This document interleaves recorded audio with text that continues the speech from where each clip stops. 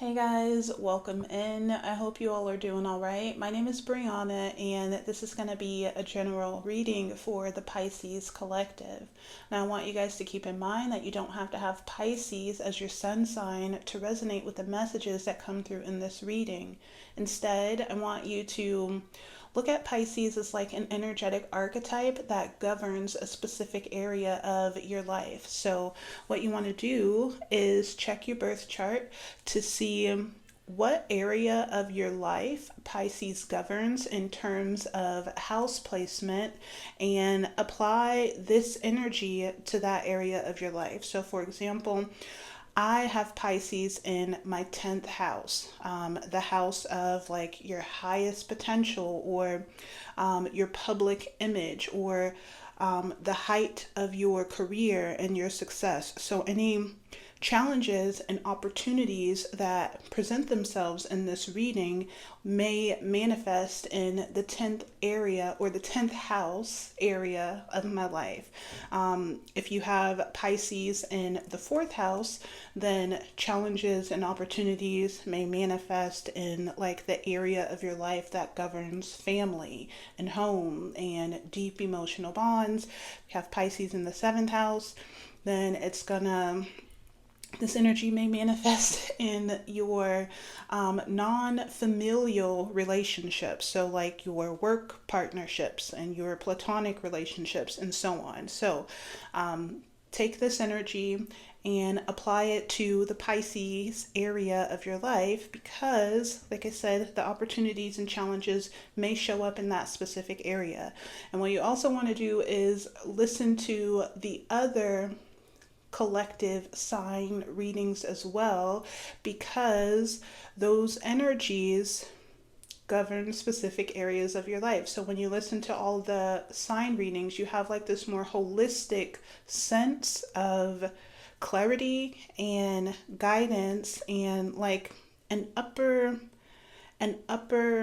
higher perspective on what's going on from like this holistic point of view. Okay. All right, let's get started, you guys. Okay, you guys. So I have my astrological notes here. We have the moon in Pisces making a trine to the sun in Cancer.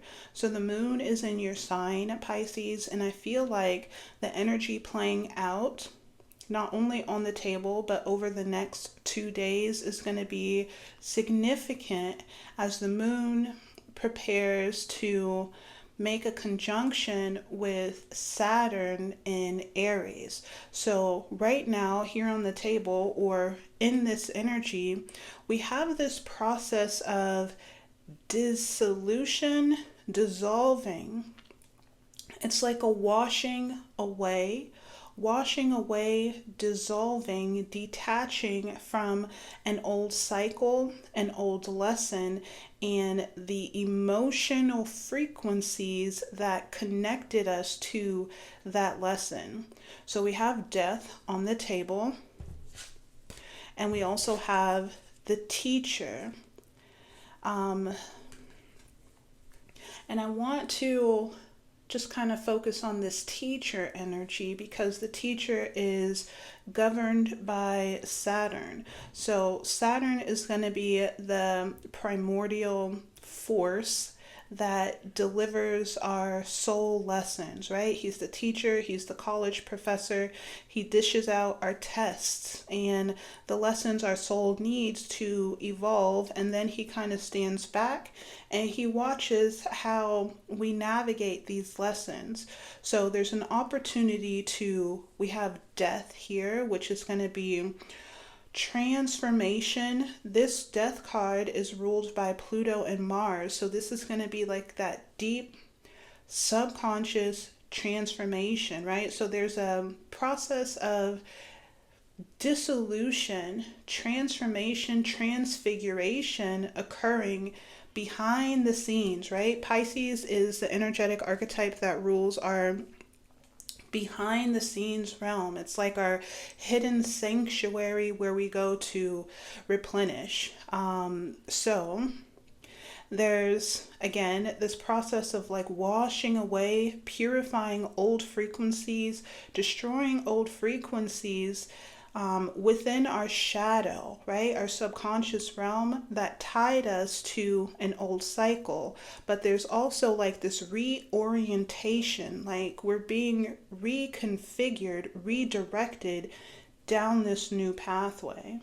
So the next two cards that came out, just to clarify this message, it's going to be the shadow and the destroyer, right? So again, something deep within our shadow, right? Piscean energy. Pisces is the fish that swims in Neptune's ocean, right? So it's like the fish that swims through the emotional subconscious. So there's something being destroyed. Could have been like a painful, maybe an uncomfortable ending, like this swift, precise blow. Maybe you made a choice, like a split hair choice to like shift directions, and that choice you made in regards to what you want to invest your energy into, right? Maybe you decided to pull your energy back away from one thing and funnel your energy down a new pathway. That choice, it helped you create this ending. I want to say that this ending didn't come without discomfort, because we don't move unless we're uncomfortable, right? We'll stay within our comfort zone until that comfort zone becomes too uncomfortable, too painful to stay, to sit there. So there's a process of dissolution, dissolving an old cycle and the emotions attached to that old cycle. We also have detachment at the bottom of this deck, cannabis. So we're detaching from a soul lesson, right? But this energy is still present. In my last reading, I talked about how these karmic energies, lower vibrational energies, they're invasive. They don't stop reaching, right? They never stop trying. So the last reading was talking about a process of purifying the emotional frequency so that we can move through like this minefield of chaos without being pulled back, because the test is sticky, right? It's invasive. It reaches for resonating frequencies, resonating lower vibrational frequencies within our energetic field, right? Our electromagnetic field. It reaches and it tries to pull us back. And that energy is still here on the table. So we want to be mindful of that. So you guys, I talked a little bit about how it's like our compass is being reset, right? There are two things happening at once in this energy. An old cycle is being dissolved. Not just an old cycle, most importantly, the emotional frequencies. Not just emotional, but the mental frequencies as well, right? Our thoughts, our emotions. Those frequencies are also being dissolved. The frequencies, the energetic frequencies, are what keep us attached to a specific thing. So if we spend a lot of time feeling about a specific situation or thinking about a specific situation, those feelings and those thoughts are what keep us attached. So there's a process of dissolution, dissolving one of Saturn's lessons through this process of mental and emotional purification. Yesterday, we had the moon making a conjunction to the North Node of Fate in Pisces, right? So this conjunction between the moon and the Fates, the North Node of Fates, it was like an exchange of data, right? The moon communicating with the Fates about what we're ready to receive. And this exchange of data was happening by way of frequency, right? Our moon, the frequency stored within our moon, our emotional subconscious, were being transmitted to the fates, right? And the fates were then in turn weaving a future, a destiny, solely based on the frequency stored within our moon. So our compass was being reset yesterday, and you may have felt like tired, drowsy, or drained. And it was like a period of rest, like the system shutting down for this reconfiguration. You may have even noticed like these new ideas popping up, or these new feelings, these new passions, these new desires, like, oh, let's go this way. Let's move this way. Let's shift our focus from this over to this. Whatever that this is, it's like your new potential pathway, right? A new potential pathway. So you guys, there's a bridge here. There's the bridge. So we're crossing over from one reality into a new reality, one dimension into a new dimension, one timeline into a new timeline. So we're crossing over, and I feel like yesterday the moon conjunct the north node of fate in Pisces was like that connection, that bridge that allowed us to cross over. And you may, I mentioned this, but you may have received some communication about your destiny. We have the starborn here. Starborn talks about being a child of God, light seed, but this energy is giving like receiving communication about your destined pathway, or a new destined pathway, a pathway that's kind of like cracking open, becoming available to you. These processes, you guys, they don't always move quickly, right? It's like if you watch the clouds move across the sky, they're not zipping, they're just flowing, right? So we are flowing through this energy, working with divine timing, right? So it's like one step, the next step, the next step, the next step, and then finally we end up at our destination, right? Ready to take this leap. Which brings me into this energy over here. I did pull some tarot cards. We have the Ace of Cups, the first card that came out. This was the first card to come out in the last reading. If you guys haven't watched the last reading, there may be some significant information. All of these readings are kind of just tying together, you guys. So it's like a continuation. So the last reading is like a prequel to this reading here. So we have the Ace of Cups, which talks about clearing the emotional frequency, purifying the emotional frequency. This is the key, right? This is the frequency key that allows us to move into this new beginning, right? The frequency key that aligns us with this new beginning. And I'm going to get more to see what this new beginning is all about. I know it's going to be different for each of us. There's also a message here about not being sticky. I'm getting like, I'm rubber, you're glue, whatever you say bounces off of me and sticks back to you. Not being sticky in this energy, or as we move across the bridge, right? We don't want to be sticky because there are energies, lower vibrational energies being projected. We have the Sun in Cancer making a square, 0-degree square to Saturn in Aries.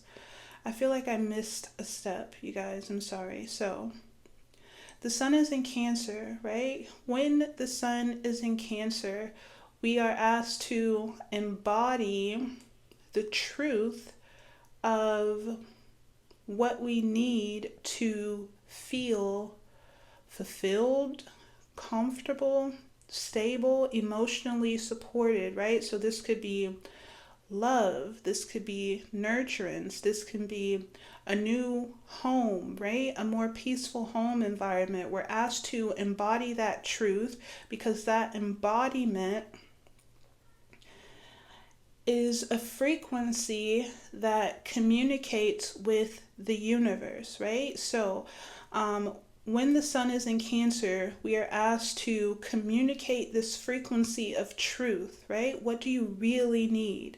Not on a superficial level, but what does your soul need to feel content, loved, happy, uplifted, supported, nourished, right? So, where was I going with that? Okay, so the sun, that energy, the sun in Cancer is being conflicted by Saturn in Aries. Saturn in Aries is the Five of Wands. Let me see if I can find it. There it is. Where is it? Oh, there's a message here. Hold on. So this message, you guys, we have, excuse me. Okay, I'm trying to, okay, hold on. Okay, so this is, okay, let's just do it one at a time. This is Saturn in Aries, right? Learning through conflict. It's like we have our sovereign signal. Let's just call this one us, right? This is our sovereign signal. This is who I am. This is my truth. This is what I want. These are my desires. But then we have all of these opposing energies, like just trying to knock it down, trying to fight against it. That's not what you want. That's not what you deserve. This is what you want. Yada, yada, yada, yada, yada, right? So this is Saturn in Aries. So Saturn in Aries is squaring the sun in Cancer. So it's like our sovereign desire, our true desire, our soul's truth, our soul's intention is being challenged by Saturn in Aries. And this challenge, this conflict may be manifesting as the Five of Pentacles, feeling insecure, feeling lack, feeling material discomfort. This is a frequency of like poverty consciousness, and it talks about like, I don't have enough, I'm not enough, I can't do it. It's like you don't have enough life force energy to move in the direction of your goal, right? So the Saturn in Aries energy may be manifesting as like this extreme discomfort, even like fear or stress or like lost energy, material worries, diminished spirit, feeling like beat down by life.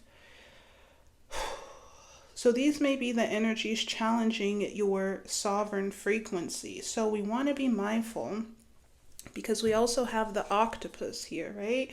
The octopus talks about highly invasive energies, people. So we want to be mindful of the frequency that we're emitting, especially as the moon moves to meet with Saturn in Aries in 2 days. It's going to be like turning your exam into the college professor, into the teacher. I feel like maybe this is just a reminder, right? This is just a reminder. A reminder to be mindful, right? Because there's a swift ending. And we talked about that here with the destroyer, right? With the destroyer. There's a quick ending, a quick conclusion, conclusion to a cycle, right? The world is also Saturn. This is like a passing grade. Saturn says, well done. You did it. Now you get to move on to your next cycle.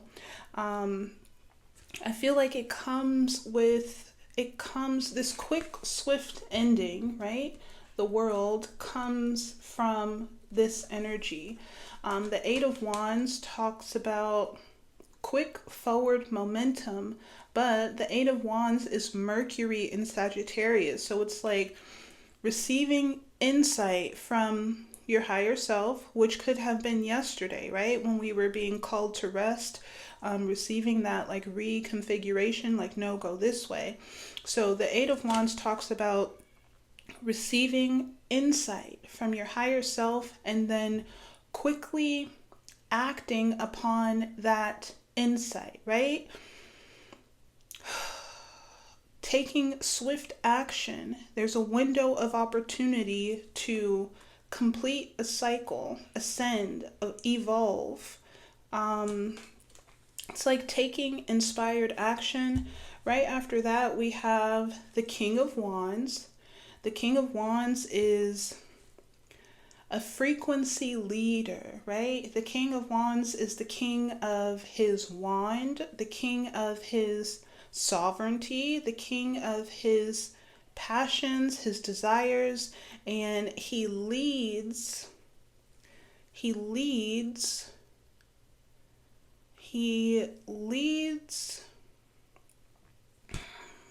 have sovereignty here as well. What am I getting from this?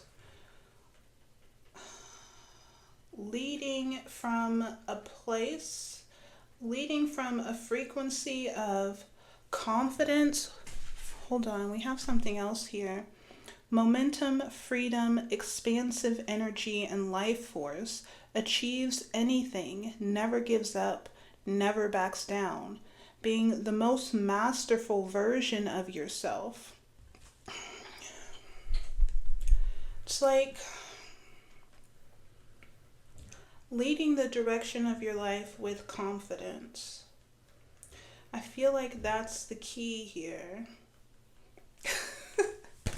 I feel like that's the key, you guys.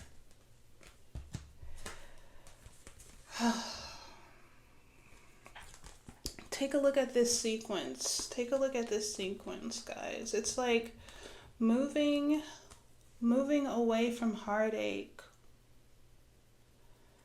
Taking your passions, your passionate energy, your life force, and then embodying this King of Wands energy. It's like sitting on the throne and confidently making these choices, taking these actions, right?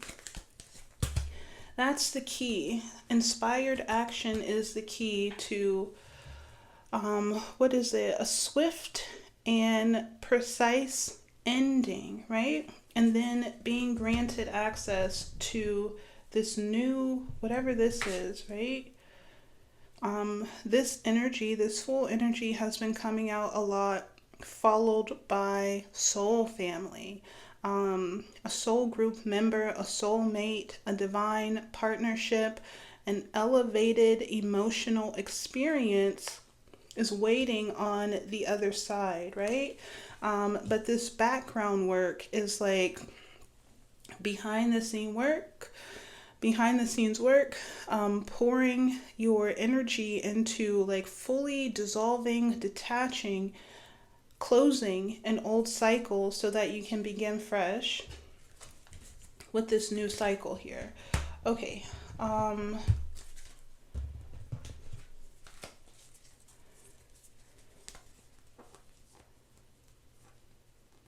There's a message here as well.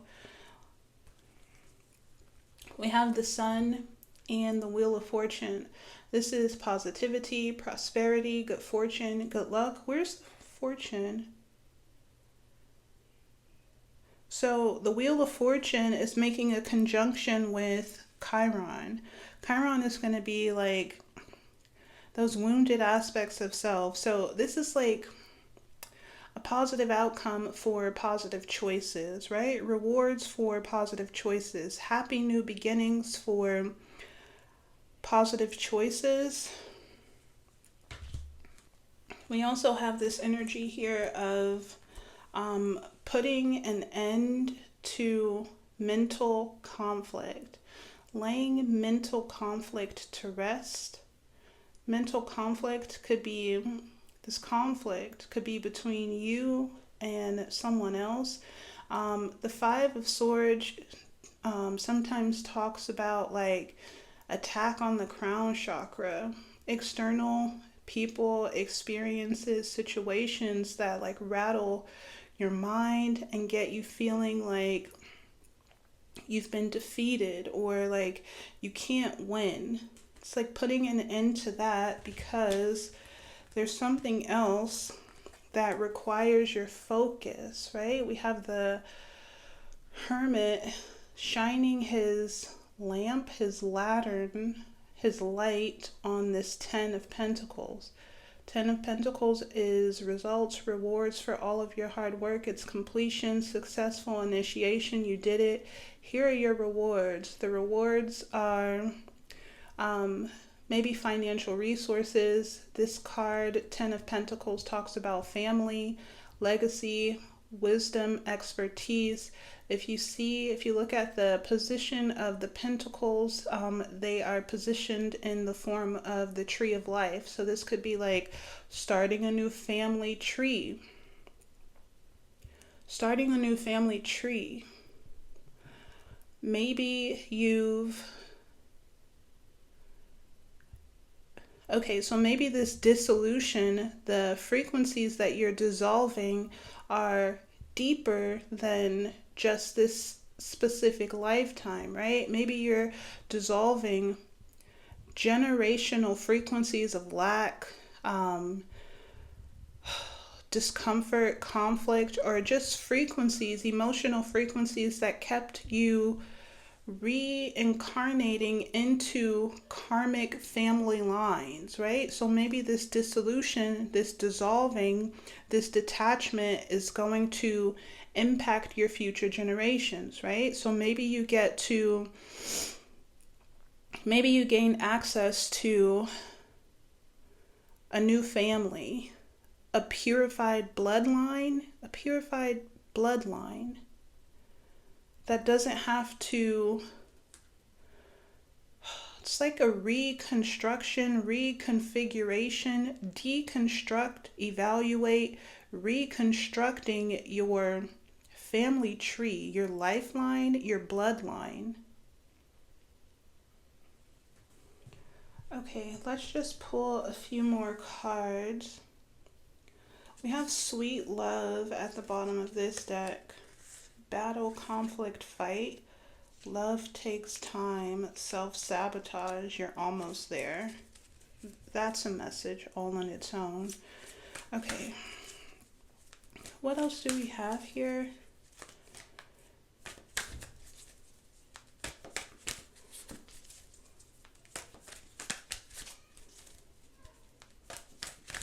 Okay, what else do we have here? Oh my God. Okay.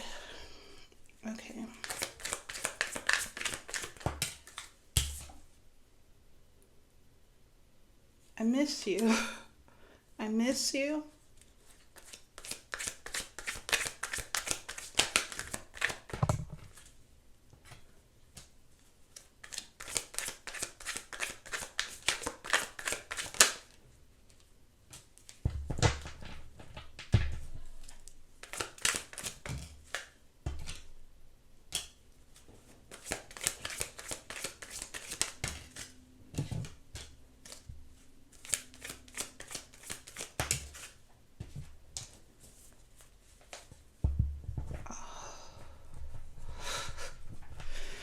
Okay, so this is more karmic energy that's come out, you guys. There's hope at the bottom of the deck. We have the rabbit. You guys can't see that.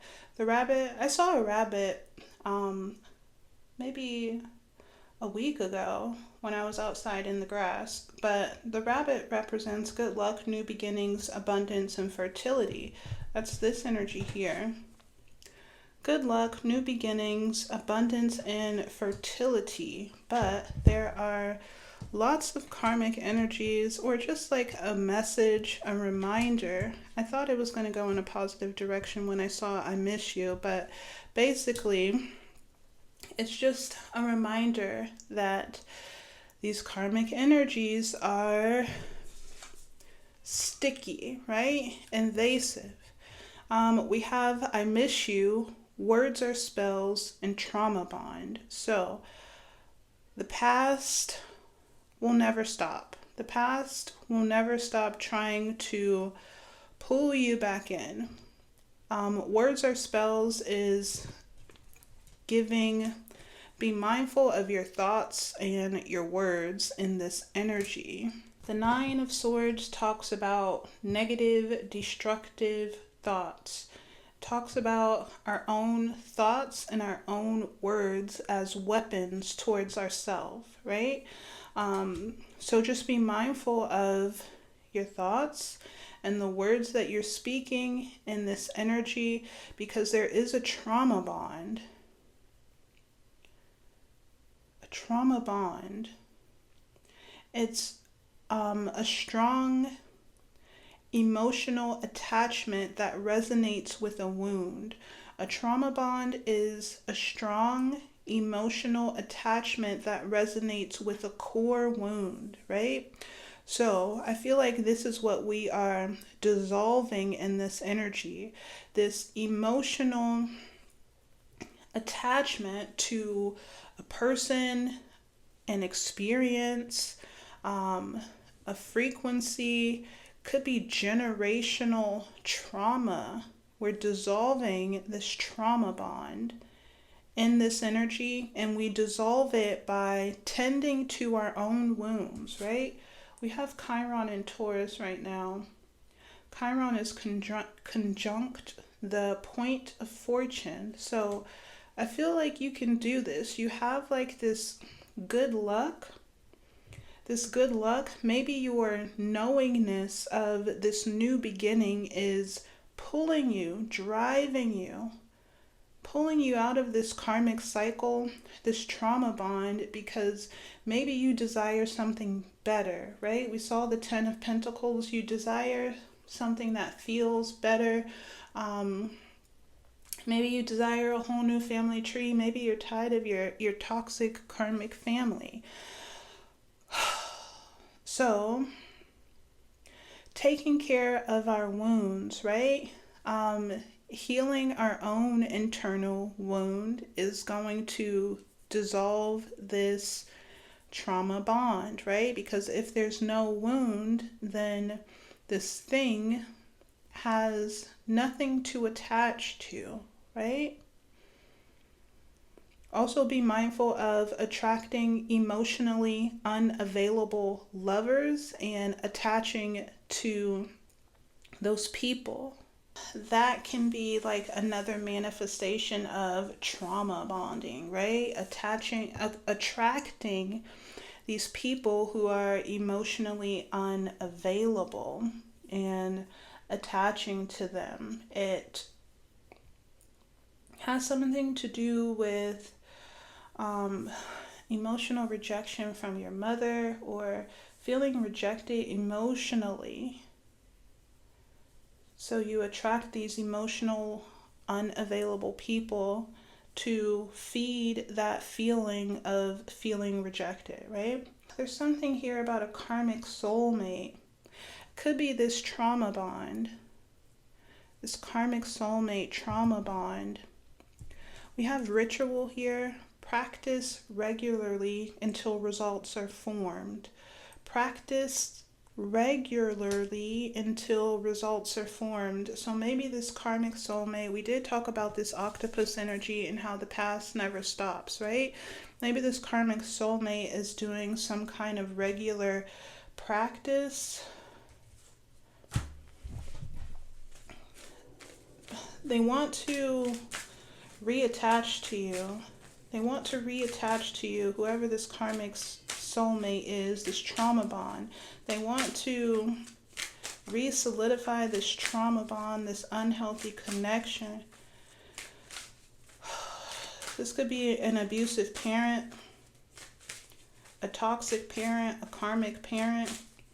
Maybe you've detached from this person and they're using words. We did see the 5 of Wands. Maybe they're using words to reattach to you, abusive words to re-solidify this trauma bond. I want to realign with you. Tell me more.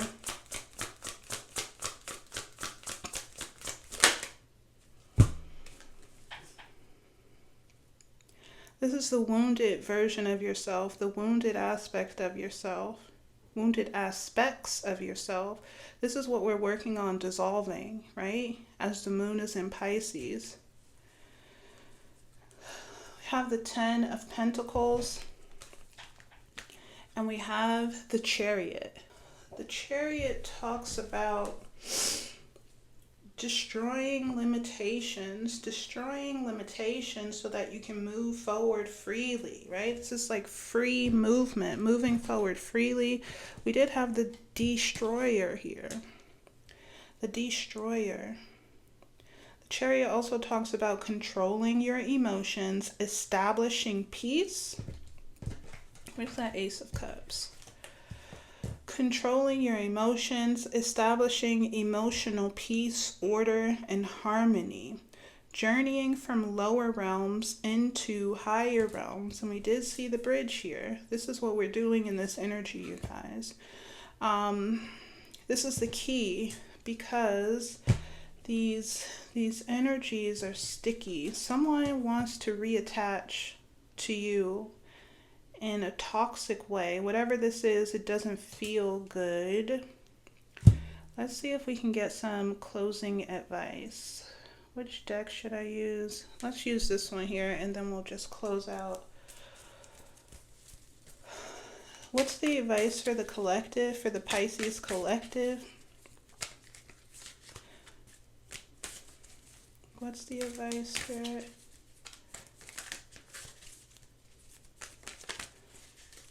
This card here, it says Pisces represents the capacity to bring love into difficult places. Pisces is a saving force. Pisces is like rescue work and social work. Pisces gets into the underbelly to bring love, sacrificial love, unconditional love, to redeem and uplift those in need. But Pisces is challenged by boundaries and learning to say no. Challenged by boundaries and learning to say no.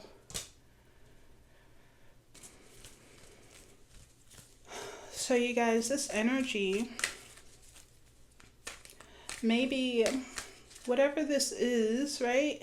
It may be, I want to say, interfering with the Pisces area of your life, or maybe just playing out in the Pisces area of your life.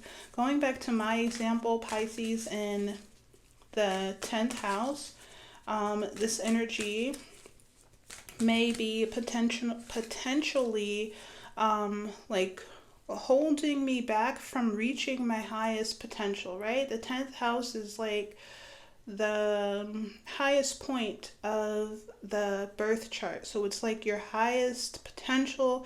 It's like your the peak of your success. It's like your public image and the way that people see you. So this energy may be interfering with that area of my life. I'm just using the 10th house as an example. But once I destroy these limitations, dissolve whatever this emotional wound is, then I gain access to this success, right? And this success is going to manifest in the area of my highest potential, right? Results and rewards. Saturn says, good job. I'm tired, you guys. We have the Devil, the 6 of Swords, the 10 of Wands, the Star, and the 7 of Pentacles. Okay, so I'm going to break this energy down. We have Saturn at the bottom of the deck. I don't know if you guys can see that. Saturn is divine intelligence, commitment, and discipline. Saturn is the father. I think I saw the father somewhere. Saturn is the test. Saturn doesn't really deal in emotions, right? Saturn says, stand up straight, do what you got to do. What do you stand for? What are you committed to? Saturn wants us to establish order and authority wherever this hard lesson is playing out, right? Saturn wants us to overcome adversity, train, work hard, keep showing up for the test, and master whatever this lesson is, right? We have the Devil and the Six of Swords. So this is a message about, the Six of Swords talks about moving away with clarity, right? The Six of Swords comes after the Five of Swords, and we saw the Five of Swords. It's that conflict, mental conflict. Could be attack on the crown chakra, could be these words as spells, right? Words are spells. Someone using words to reattach to you or reattach to a wound, right? Reestablish this trauma bond. So the Five of Swords and then the Six of Swords. The Six of Swords is, aha, I see. It's like seeing the problem and then moving towards the solution. You don't have to fight this energy. You don't have to give to this energy. It's like you see it, you are illuminated, you become aware of it, and then you make a choice. I did see the Judgment card somewhere out here. You make a choice to move in a different direction, right? The Six of Swords talks about earned success after mental conflict and turmoil. So it's balance, fairness, healing, anxiety, and depression, and then moving forward with a clear perspective. So whatever this trauma bond is, whoever this person is, they're showing up in Devil energy, right? A lesson, a test, something that wants to be transformed. The Six of Swords talks about, we talked about it, right? Balancing, making assessments, and then balancing, analyzing without bias or emotion, right? That's more of that Saturn energy, removing your emotion from a situation and making a choice.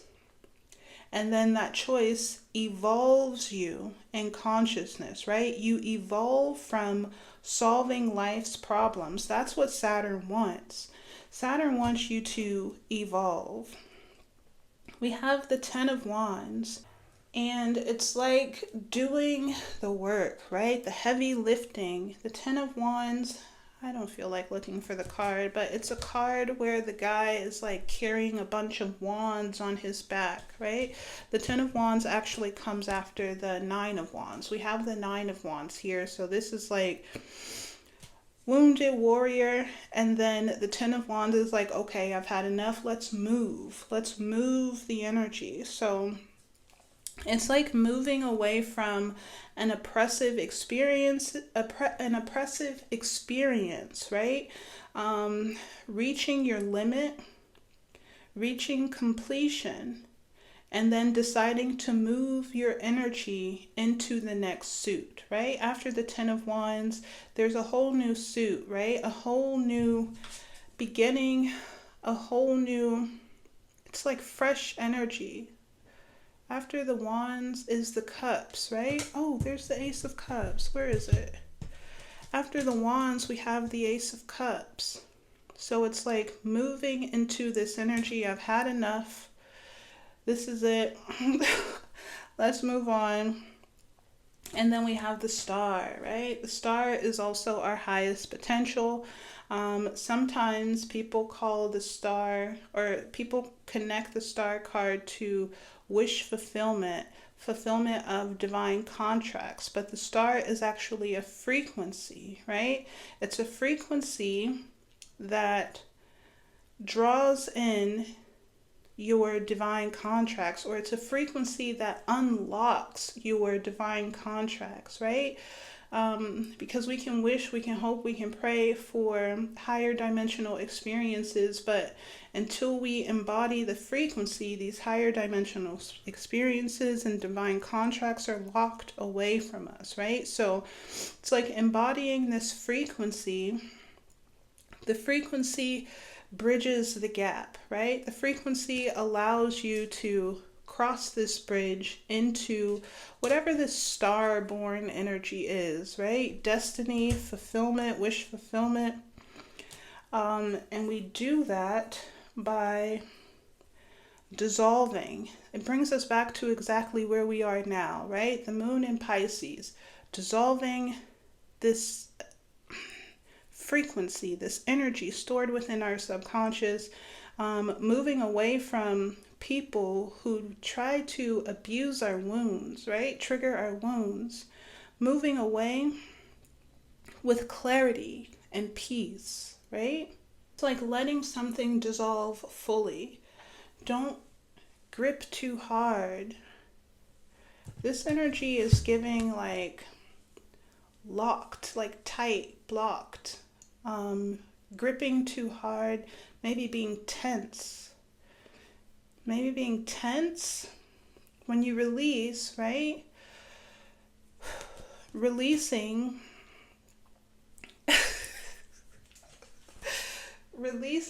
allows this process of dissolution to occur, right?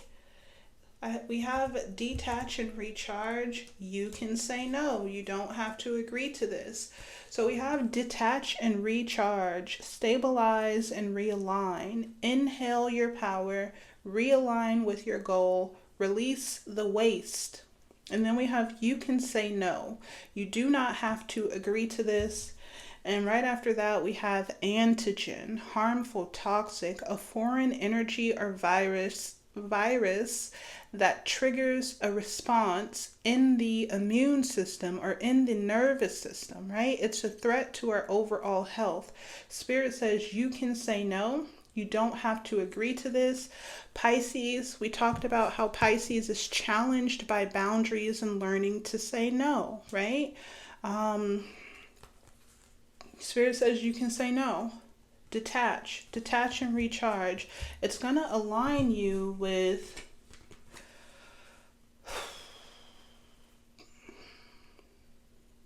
this. Maybe you're already on this path. I did see everything is aligning perfectly. We have this here. Everything is aligning perfectly.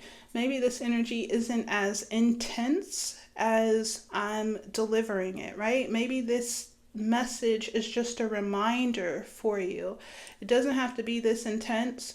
You could actually be coasting through this energy all on your own, right? Maybe not feeling so triggered, maybe not feeling like these destructive thoughts. I feel like these messages come out as intensely as they do just to make us aware that this is happening, and Spirit wants us on the right path, right? So I'm going to leave this message here, you guys. Thank you all so much for being here. I do hope that the messages that came out in this reading do serve and support you on your spiritual journey. Please you guys, like the video, comment on the video, because it does let YouTube know that these messages are helpful and it helps the channel grow. Okay? Thank you guys. I'll see you all on the next one.